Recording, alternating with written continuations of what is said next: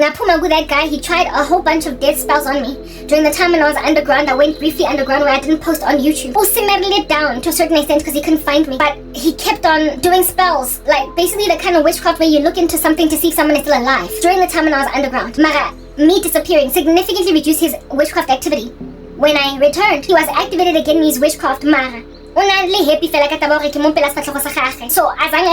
now that I have disappeared, not too much, now that I've left my old ministry, again, this time around busy, and I have in the past 2 weeks dreamt about 2 rituals that he has done. The first one, he was like, I'm sorry, I can't let you get married. I said, he can't find me. And then the second one, he was using my sibling in order to try to get to me to make me jealous so I can have a crush on him again. Like Papa, he got married 10 years ago to some other woman. I disappeared for 3 years underground because of him. When I resurfaced, he was content with merely me being there in front of his face, and his initial witchcraft, it just slipped off me like oil on skin, right? But when I disappeared again, Wavosa, the same witchcraft of long ago. Amadoda, when they are unhinged, however, in love with women, you can't escape them. Not truly. They have to be moved out the way by something that makes it impossible for them to grasp you. They don't come into their own solid conviction that I gotta stop. They never reach a point where they say, Holekane. So, like I said, the first way that you can try and eradicate them is by disappearing successfully yourself, because even if he moves from your town, he will still somehow surveil you or a different province. So you have to be the one to disappear without a trace. Like I said, that has logistical nightmares to it. But these men are abusive enough and traumatizing enough for women to see this as a small price to pay to change your whole life, your whole name, your whole everything. It's a small price to pay for peace, because they can literally drive a woman up the wall to a point where she commits suicide. I used the example of Micah Miller. How it is that she had a husband like that, and even though she wanted to stay alive, she wanted to stay strong, she ended up killing herself because she had this kind of stalkery ex-husband. In daughter that she felt tied to kankane by the law, and banabachache, she had kids with him, so there was no way that she could successfully run away. He had a facade on the forefront as a good man, a pastor. So therefore he likely had either partial custody of the children, not full custody, but some kind of partial custody, or he had visiting rights. And with him having this, right, Micah was probably conflicted in that I cannot take my kids and run away because then this guy can file charges against me of kidnapping. I also cannot leave my children with this man and be some kind of peaceful. So Kietse, pushed to a corner. This woman likely committed suicide because she just felt frustrated by not being able to elude a stalk. Unhinged men are unescapable, but for God's intervention. So you can change towns. Secondly, one of the other ways that you can finally shake a sociopath is if he goes to prison for enough years for you to have a feasible life, like 30 years, 20 years. In that 30, 20 years, you'll be able to live. But understand, should he get set free from prison, the first thing he will do is try and find you. If you've seen Baby Boy, I wouldn't encourage you to go watch it. It's nasty. It's carnal. But I watched it back in the day. Snoop Dogg is like that. A guy that is unhinged, that likes you. When he gets out of prison, the first person he knocks on the door of is yours, who is Taraji. He will come and sleep on your couch, harass you, and he will have no regard for the fact that you've got a new man, a husband, a boyfriend, anything. Because according to him, you're mine. So the ones who go to prison, better hope he doesn't get parole, and better hope he doesn't get early release. Better hope that he doesn't get such a short term, that you will only be given maybe 7 years of relief. Because understand, Maga Puma, he's back on your neck again, retracting you then back to stage 1. Disappear and never be found ever again. When a man loves a woman but he's unhinged and he's obsessed, you can't escape. But for successful running to a town where no one knows you, causing you to unravel your entire life, him going to jail for long enough for you to feasibly have a life now, and him never escaping or getting out on early release. And then of course the most priced of these options is death.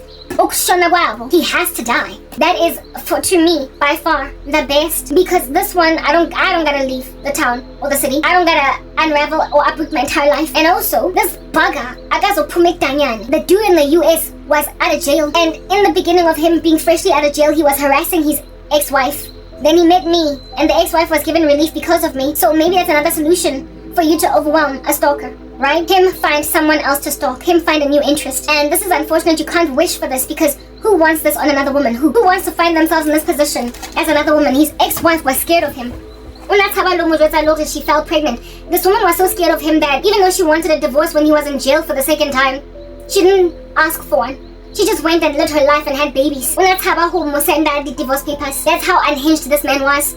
And when he came out of jail, she was shocked, she was scared. And if it wasn't for Karabo coming into this man coming into my life, if he didn't find me, today he still would be stalking her. From what the Lord showed me, this man has already put a woman in the ground with witchcraft. One of his exes, not his ex-wife, but one of his exes is in the ground because he was mad. He was angry. He didn't physically kill her. He used witchcraft. In the same way that he tried to kill me he succeeded to kill that woman. I mean, when a man is like that, you're like, you cannot hope that another woman catches his attention, that another woman distracts him from you, because then that puts another woman in harm's way. Do you understand? Yeah.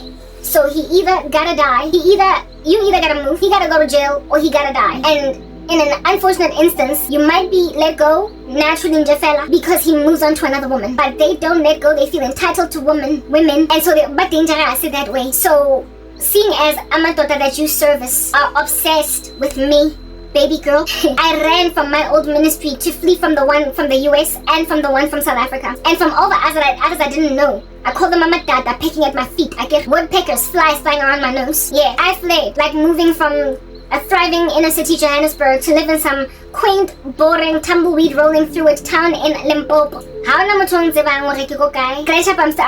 water from Mlanjane because of just how backward and rural that joint is.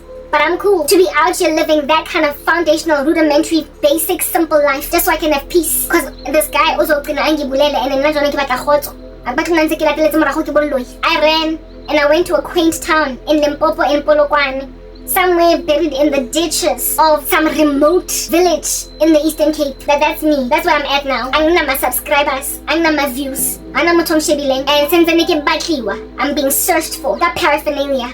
Kari PI, Kari Sangoma is different. Who spend what chelete still on a woman that they can't see. Those that are left behind. Everywhere na os. Kamoga.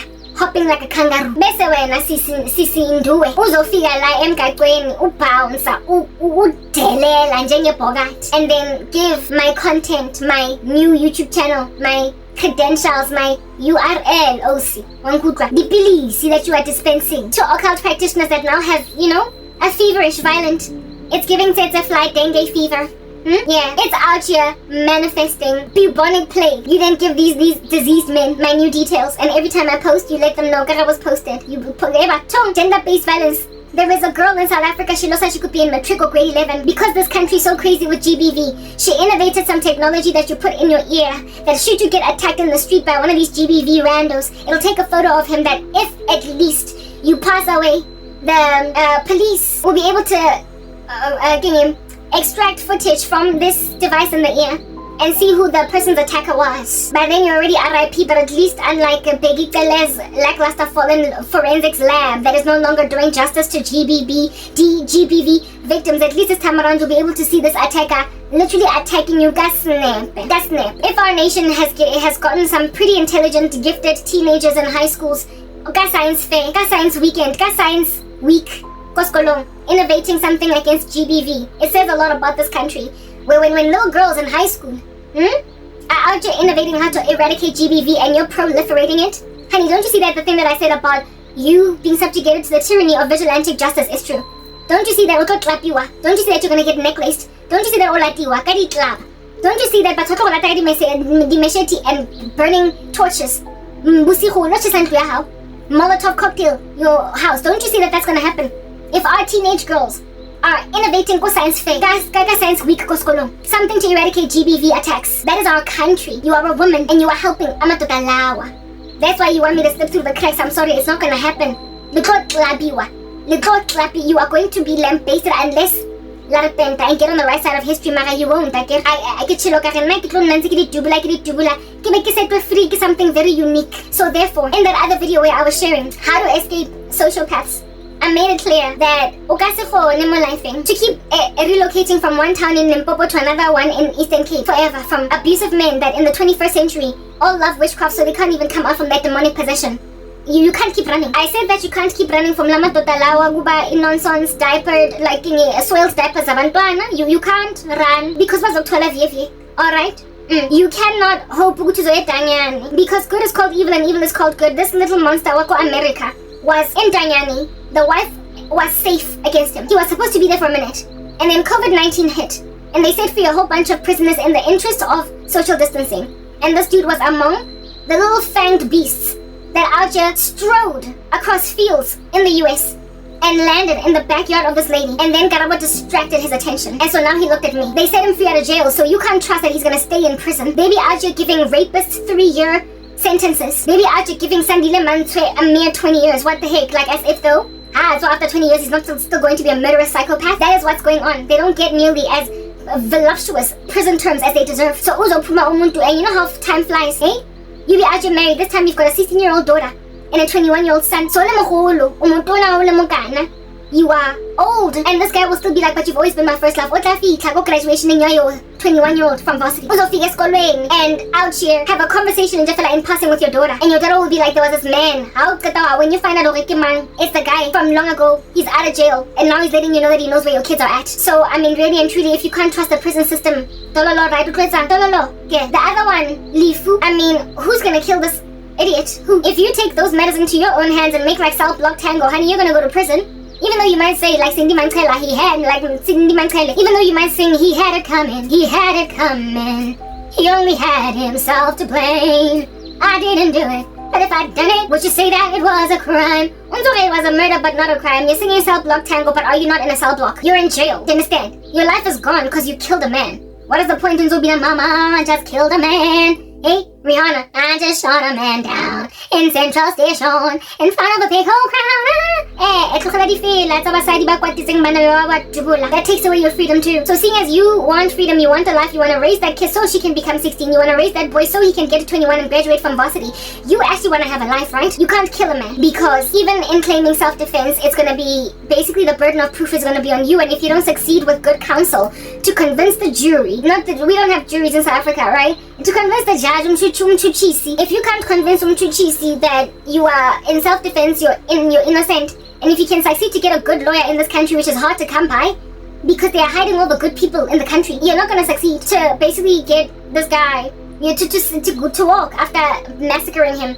And in order for you to claim self-defense, you actually had to have been in a tiff and a tug, a war. You had to have been in some kind of a scuffle, a skirmish.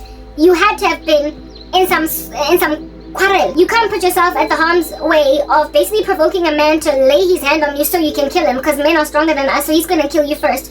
So if at all you can't induce a fight, force one so you can finally just bludgeon him to death. If you can't kill him that way, you are going to have to be premeditated about it, do you understand? Just bomb the guy in his vehicle.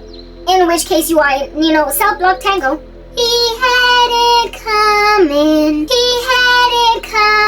he only had himself to blame. I didn't do it, but if I'd done it, it was a murder, but not a crime. Remember how in self-block tango there was one woman that was actually innocent, not guilty, and they sang in somber terms. He had it coming. In the sight of all of eternity, frankly, you are innocent, because the guy had to go, otherwise you would die. Because you had to initiate the killing of this buffoon. Because you had to just go out or right ahead and bomb his house while he's sleeping. Albeit being innocent, because he had to go, otherwise it was you. Your initiation in neutralizing him would have thoroughly caused you to sing self-block tango from a place where you're facing the gallows for your murder of a guy, and with a white chiffon, he had it coming in somber tones. Because you're innocent, not guilty. Not really, anyway. He had to go, you did kill him, and yes, you did premeditate it, but I mean, frankly, after him stalking me for 3 years, I couldn't live, I couldn't breathe. You have to wait for this guy to charge you with a vehicle like some beast in the wilderness for you to succeed to claim self-control. You have to have defensive wounds on you. You have to look like he did it. He started it. You have to be able to successfully say, oh, God, so never like I respond. That's why I like Jwano. Well, seeing as you are not going to initiate murder, or if you do, you're going to end up in jail. If you don't, you're going to end up stalked for life. Seeing as hoping for his death is a tall order. Who's going to take this guy out? You can't hire him, guy, but he might just talk. He's going to just hop. He's going to crawl. He's going to walk. He's going to roll. He's going to roar like a lion in the streets. He will have a pomp and an arrogance. Yeah, so seeing as he's still breathing, even though you want him dead, a man that you want dead like that, saying, but baby, but yo guys, yes, then I can't. I was watching some movie, on Netflix before I walked away from Netflix. Who is this woman? Nia Long, and the guy that acts as David in Being Mary Jane, and Omar Epps. Omar Epps is the creep in the movie. I mean, this woman wants nothing to do with him. She keeps on telling him where to get off, and he's like, but I love you. And don't you see your husband doesn't make sense? Like, with a straight face. Yeah, imagine when you're so fed up with a guy you want nothing to do with him. He is vomit in your mouth. He's vomit in your mouth. Do you understand? Imagine a man like that literally sending you text messages, WhatsApps, somehow finding your new number, or somehow cracking past the fact that you blocked him on WhatsApp, rocking up and telling you, I love you. I'm gonna show you that I love you. In the office, you're chilling there, flowers arrive at reception. It's from him. You freak out like you've seen a ghost. throwing them away, causing the receptionist lady to be like, what's happening over there? Drama, sister, if you saw drama. She threw away her new flowers, but where were the flowers coming from? Agreed. That's how these people frustrate the living daylights out of you. By they're like Omar Epps in that movie with Nia Long. They are crazy. They will send you, the guy in the US, shortly after Kitswamoyen, he will still keep sending me money. So they'll send you e-wallets or electronic transfers. They will bring flowers to your jarata. They will send you birthday cards on your birthday. How much? You've told him Pimmping, and yet he is still saying, but I love you. What the heck? I mean, it's just disturbing to be dealing with that right now. A man like that.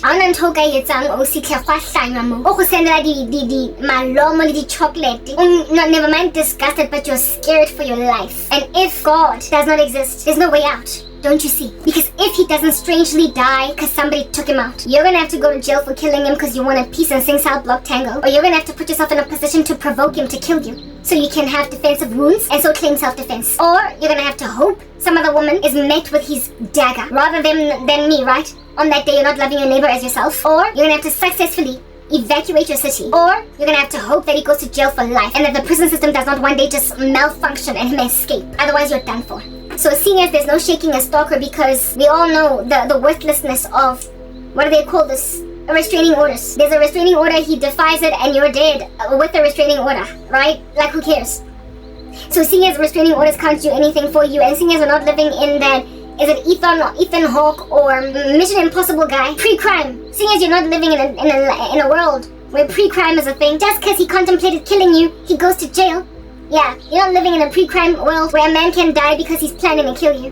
And the pre-crime police force figured this out and so stopped it from happening. You're not living in the pre-crime space, so a restraining order, absent of there being a pre-crime arrest type state, is going to do nothing for you when you are with a pool of blood underneath your head, with this guy having killed you, having gotten access to your apartment for some strange reason. Yeah. However, when then they investigate the case, they come to learn that, oh, there was a restraining order. There was a woman like that at MTN. She got literally bludgeoned, no, not bludgeoned, but this guy butchered her body, like he cut her up into pieces. She was at a roadshow on Friday, and on Friday night, she was in multiple pieces. Very, very sad. There was, however, no restraining order, but they'd broken up. The security guard let him into the apartment. They can kill you because literally you will only get out of here when you live in a country like Singapore and then all of the show, with them not being willing to investigate or interrogate the root cause of all this GBV, all these cults, the matter that are unhinged, they are made to feel entitled. Occult magic makes you feel like you can get anything you want, and when you don't get it, you feel very upset. And upon being upset, you can kill. The book of James says that you desire, you covet, and so you don't get, therefore you kill. They kill because they don't get what they want. And even when then they ask the Lord for what they want, they don't receive what they get because they are asking the Lord for stuff that they're trying to spend on their passions. The guy in the US has tried everything. He has swung to and from like a pendulum or a metronome. Do you understand? And he has gone to the point of, albeit after using voodoo, after visiting us, using a sangoma of some sort, some priestess or priest from Jamaica that charged him $1,000 for one spell. After going all over the show and spending all of his hard-earned American money. No, it's not even hard-earned. He's on welfare, largely. What's about crime, again? So the way that he used to make money before was through drugs. Guys, I don't even know why I accommodated that guy, right? That's how bizarre Korobela is.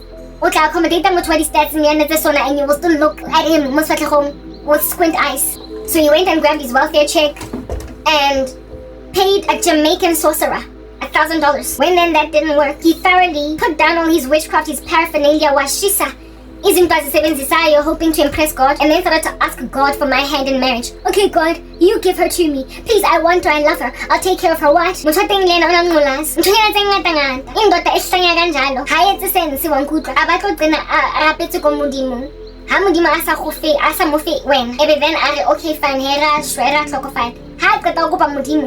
after asking God for Karabo, because God did not give him Karabo, if anything, Karabo left her YouTube channel. He then went and again back to the drawing board. To the very voodoo dolls he put in the dustbin was land. The ones he burned while he was Tengafoot. And the witchcraft contact details of some hard knock Satanists. He went searching for it again on Google because that's where he found it in the first place. Delete the numbers of occult practitioners until you find them again. Lady, I went and I explained all that to you to help you understand that you're dealing with those kinds of men. And I am their prey. I am the thing that they want. I am the woman that they're obsessed over. The woman that if I was in the world, I would be thinking very deeply about going to some remote village in Limpopo. The woman that, if at all, I was in the world, I would have hoped that he goes to jail since he's a criminal anyway. Leaned on the fact that one day maybe he'll just get hit by a truck and die. Because I can't escape a stalker. With my husband, with my children. We are tagata 24 hours a day. I am... What do you call this? I can't focus because of just a cornucopia of witchcraft. Indota with a shrine in his house. And your picture in the center. Keeps on chanting over it. I would have been killed in a human sacrifice ritual if I was in the world. By psychopathic entitled men. The first of which would have been likely my ex-boyfriend. But then because I'm so godly and I stayed alive all this time, I amassed for myself more of them. That these guys that are all up in my grill like this. And just the fact that per single woman, Karabo Kiliwan, I can have so many of them all up in my grill. It says that the times are so evil, so perilous, that no longer is a woman rarely ever endured through a stalker in their lifetime. And the one that does get endured through a stalker is only one stalker. I have had, in my one little meager 40 years of life, so many of such men. It says that they are littered all over our streets. It is no wonder, hence, there's teenagers out here innovating ear devices to make sure that their perpetrators and their assailants are taking photos of that. If at least post-mortem they can identify the killer, then the court case will run swimmingly, speedily. In a nation whose apparent priority over GBV has dropped the ball on forensics pertaining GBV to a point where these laboratories are no longer able to give GBV victims justice. A nation where people are taking matters into their own hands because what's the government gonna do for me? What's the government gonna do for me? You've done that, girl. You've enabled... Do you understand? About 2 seats, you strengthened their hands, the hands of evildoers. Like I just read from 23 right now. Jeremiah 23. You have strengthened the hands of evildoers. You have made the issue in the country that much worse. The cancer is metastasizing. Do you understand? If anything has reached vital organs, good dangerous line. The only thing that has kept me alive and above water are not all these strategies of men to overwhelm the presence of psychopaths in their lives. The only thing that's kept me alive is a supernatural God that supernaturally intervenes and that supernaturally takes up my cause, so I don't have to go to jail and make like White, that would be in Dreamgirls, but make like Roxy Hart and kill a man, like proper, alright? Like, the only difference between the Cindy Mankael is in that we're Cindy Siwe. Flava might not have been at least outwardly known as into GBV. Marafra that these men give women will make them crazy or crawl up a wall until they drive a knife into the heart of a man. Umfazi does not easily kill. Men are the ones with a congenital issue with aggression. They have to work on it when they come to Christ. Therefore, when women kill, especially when they don't have a history of killing or a history of violence, they tend to have been pushed to that point. So, I've been pushed to a point where I've longed desperately, deeply for men to die. About the bereaved families. Mara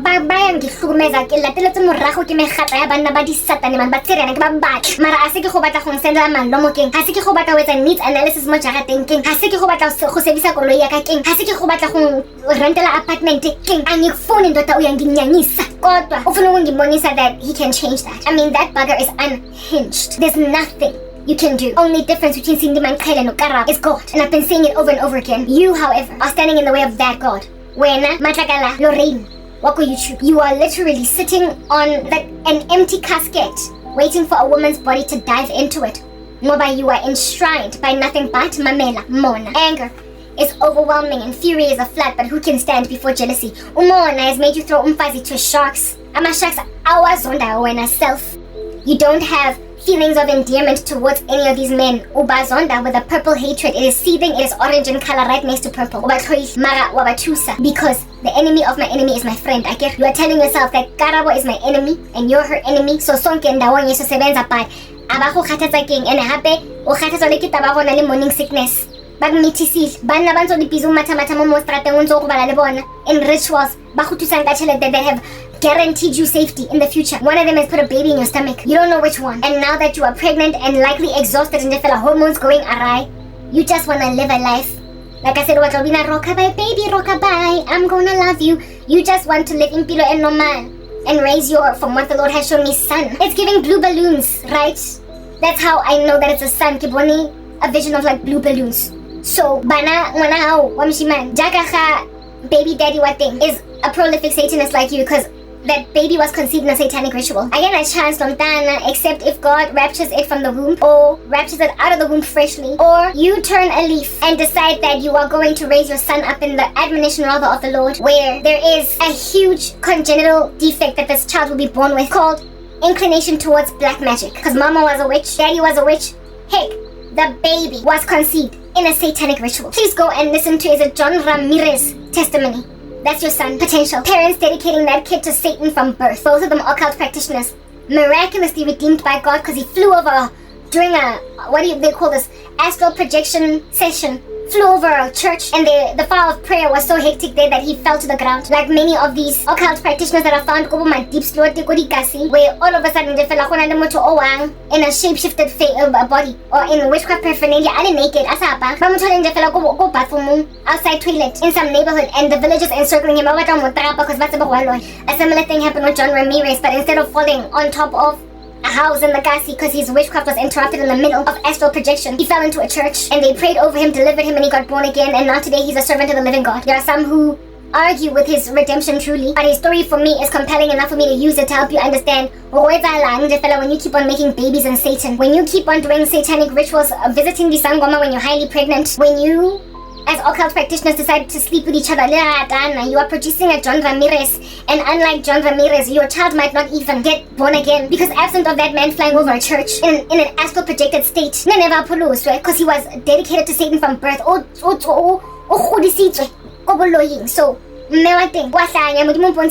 mark of the beast.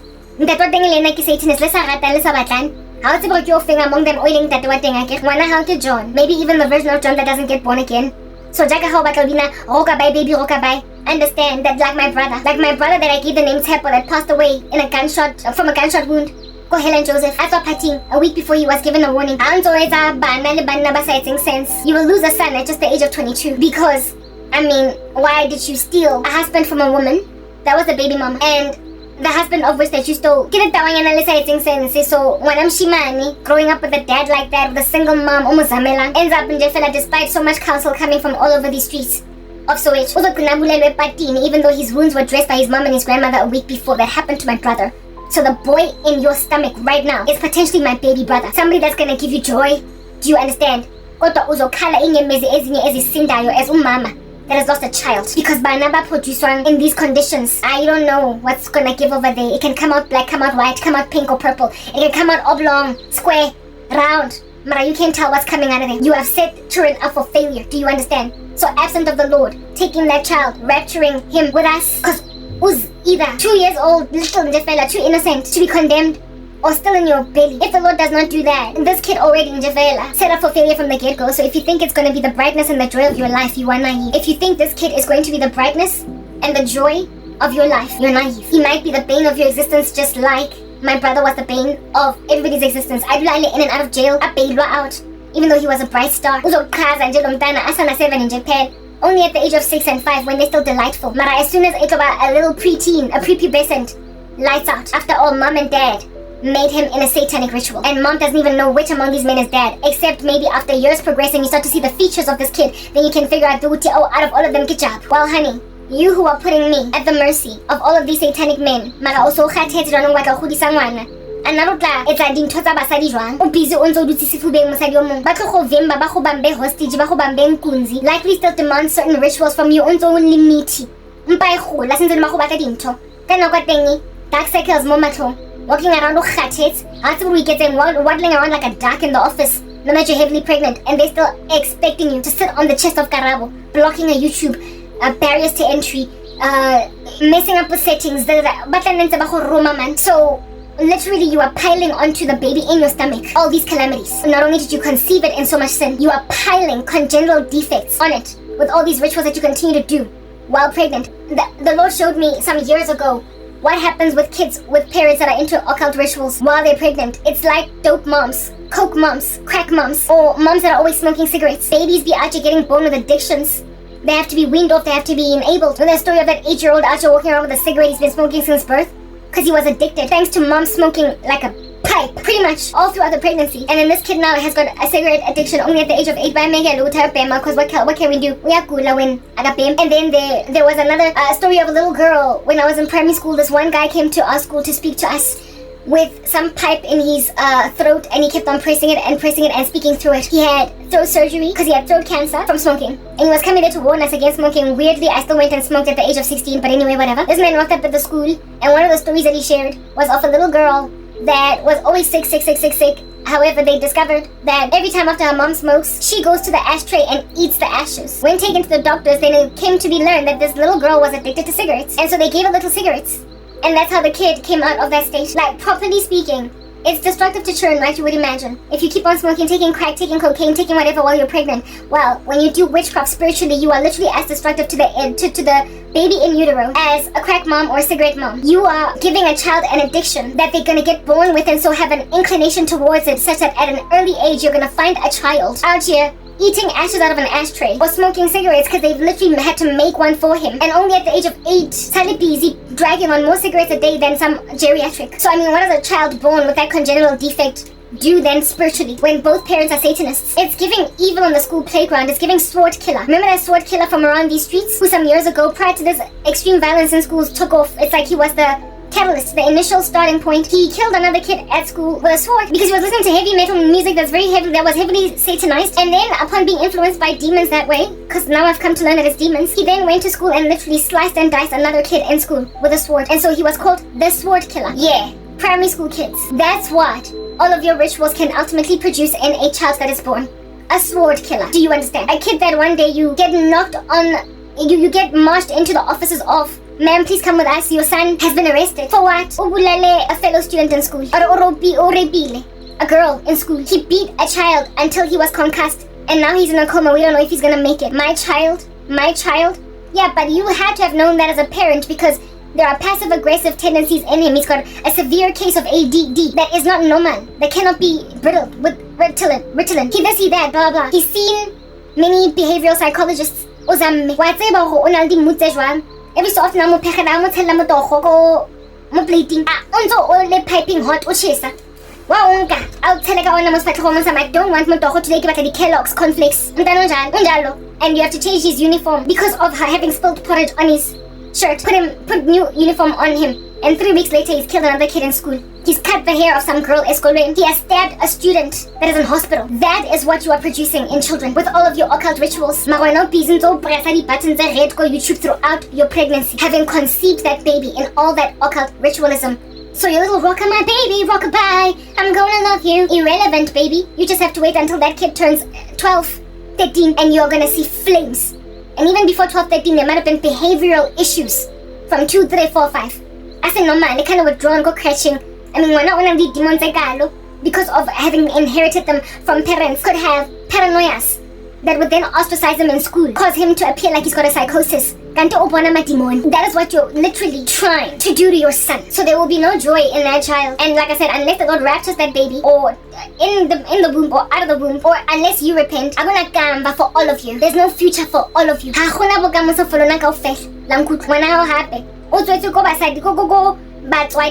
That have both got their Latoya Machene syndrome. Men out here having relations with other men in occult rituals, and a woman out here having relations with other women in occult rituals. So umtanako, umfana, uzophuma, umfana and uzofuna. Like with all parents, most parents, your child to be a regular boy that's gonna have crushes on girls. And yet you're gonna find them experimenting with other little boys in the school playground. When I mean, batswadi bateng ba dituba na le Latoya Machene syndrome. You know how with Huntington's syndrome? If one of the parents have Huntington's, that kid has got a 50-50 chance of getting it. Now, when both parents have it, when both parents have the Latoya Machene syndrome, both parents have actually dabbled with the other team, the likelihood of your child turning out on the other side, a member of the colorful community, is extremely high. Your kid has already been socially transitioned before it comes out of the womb because of your rituals. These are the issues that you are facing when you involve yourself in the occult. These things are generational. Basadi that insist on naked into the strange, but my life is a resistance against the grain of my parents. If at all the generational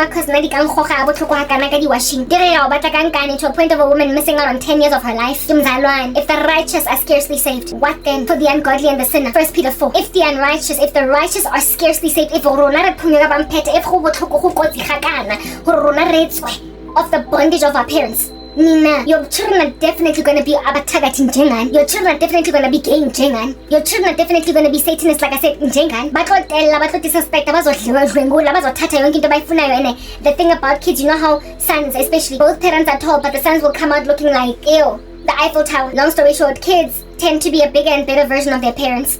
So if we're not Satani, But always, can you afford your son and your daughter to come out like you? You know the depression you experience by being in the occult. You know it. You know how uncomfortable it is. It's a life you wouldn't want for yourself. Hence, rockabye, baby, rockabye. I'm gonna love you. You don't want your son being the thing that you are. But understand, given that both parents are satanic ritualists, your son will inevitably be that thing. Naya also feel entitled to the nether regions of girls. Bazoba abobaba bakon.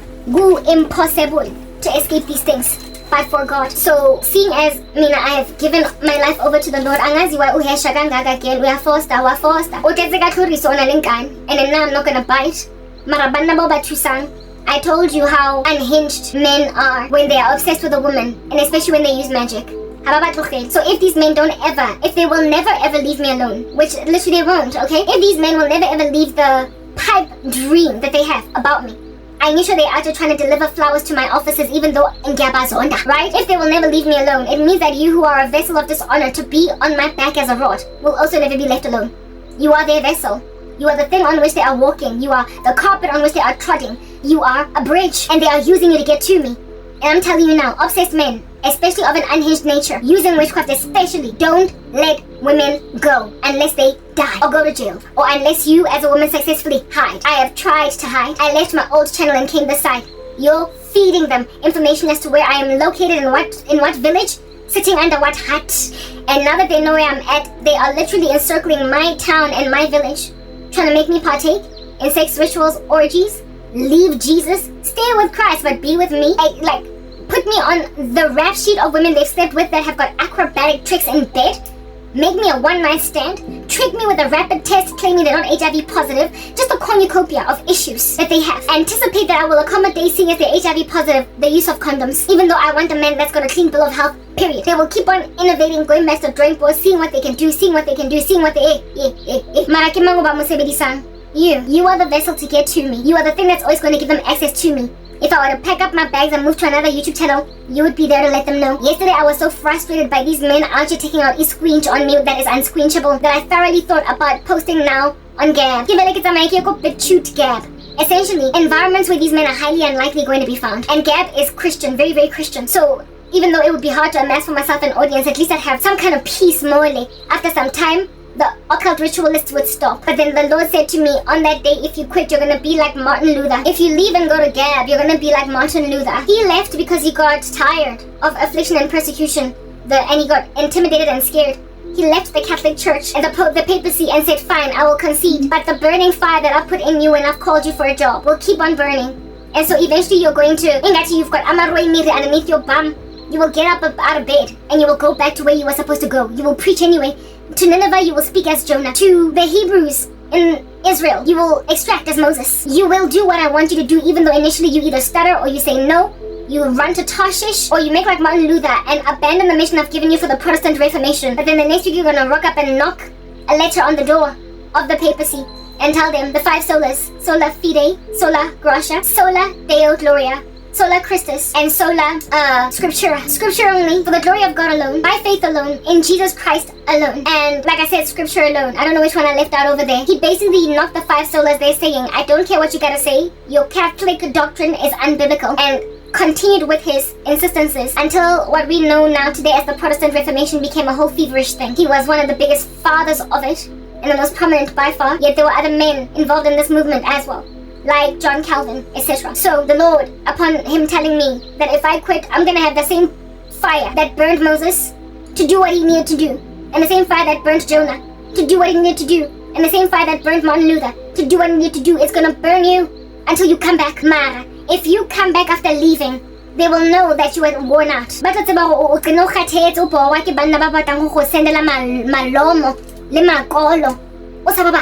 gonna wanna fly you to Paris. They will know that there was a time when you got so exhausted that you left for 2 weeks, but then you came back. You left for a month, but then you came back. You cannot allow them to see any figment of exhaustion in you, or if not exhaustion, just it's not like this is disgust. This is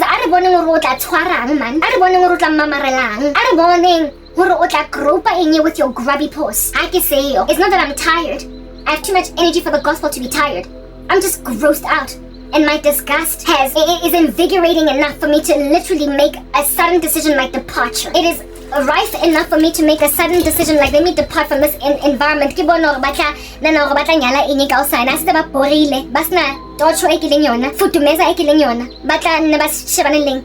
At some point I was in a motor stoka butu tla ntlogela ka nkane man o tla ntlogela. But then the Lord was like ku file mollo and this place ha na motho batho ba bang ba shebeletseng. There is a significant reduction of all the random nasty stalkers that can look at you.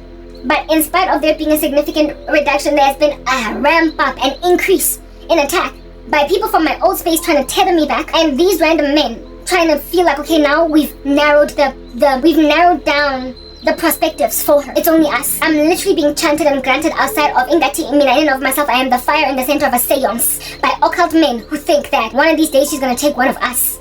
What? And this chick is literally a bridge for that insanity. She's got a baby in her stomach and she's helping these menaces along. Habasto, big girl. I didn't nearly move to Gab. I considered it. Then the Lord rescinded me from there. If at all me fleeing to Gab and so therefore fleeing from you, because you're the monster, right? You are the idiot at YouTube. So if I leave YouTube, I told myself, mountain lava.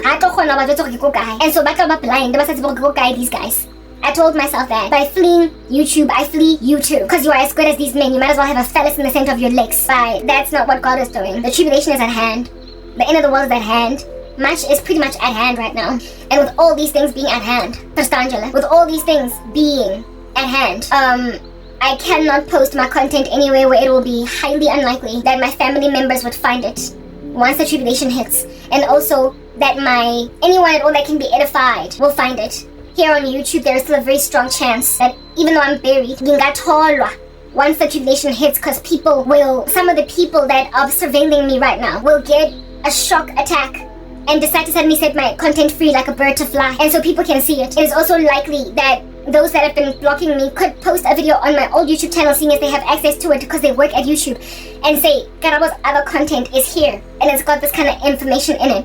Go there. We are sorry for hiding her from you. We were deceived by the God of this world that blinded the minds of unbelievers. There is that potential when I stay on YouTube that the very people who are blocking me will inform my former friends and my family where to find the new work so they can also start to prepare for the remaining days that are ahead. That's why I stay. And also that's why I believe the Lord is making me stay. But literally this chick that is sitting on my chest, Wako YouTube, saying to herself, Bumblebee, honey, sugar crumb. My eyes are too green because I eat a lot of vegetables. And it ain't got nothing to do with you. She's making like Erica Badu. And I'm like, you're too envious to even have the back of the pregnancy in your stomach. Whatever. Okay, you are proliferating a GBV agenda. Marabana baba aba feeding dipilisi. These pills of mine make them temporarily eradicated from headaches. However, they get super drowsy. They get more sleepy. They get drunk. They respond in euphoria only to crash and burn much like a high. The reaction then from their crashing and their burning is to bewitch me further. And their bewitchments, also prior to them walking in them, go back and petition this woman for more favors. They keep her in a loop of perpetuated abuse against me. Because honey, they're never gonna let me go. So if at all, the Lord is intending on rapturing me while I'm in this position, it means that at the date of the rapture, or a son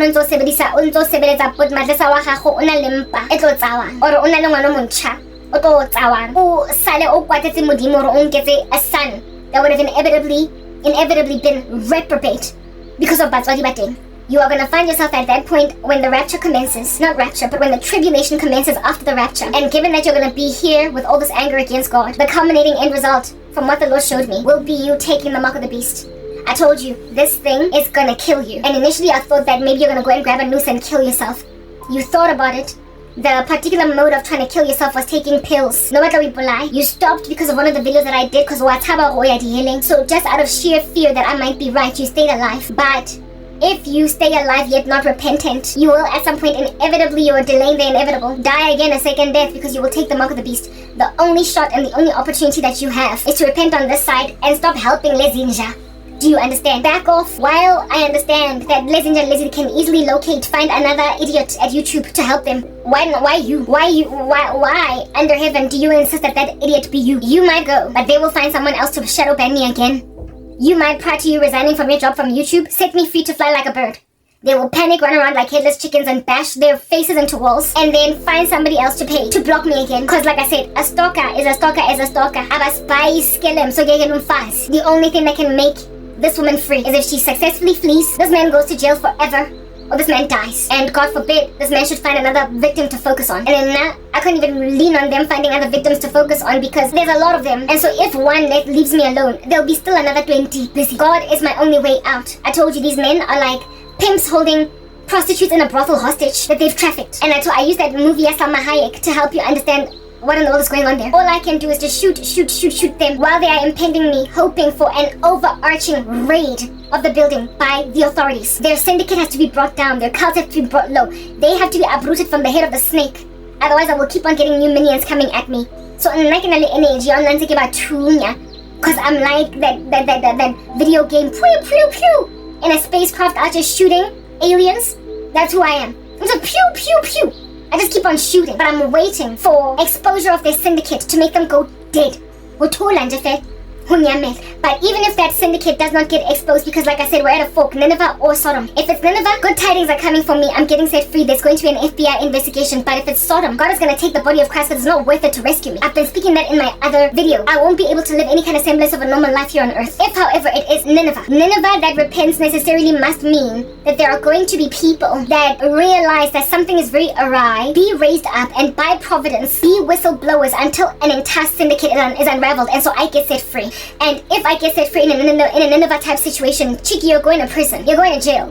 With your pregnancy, somebody else will raise it from the outside. If Nineveh happens, you're going to jail, whereas you would have been able to escape jail if you just left YouTube. If Nineveh happens, your partners are going to jail. Some of them are going to commit suicide. Some of them are going to get killed. And some of them they're going to commit suicide trying to avoid indictment or walls closing in on them.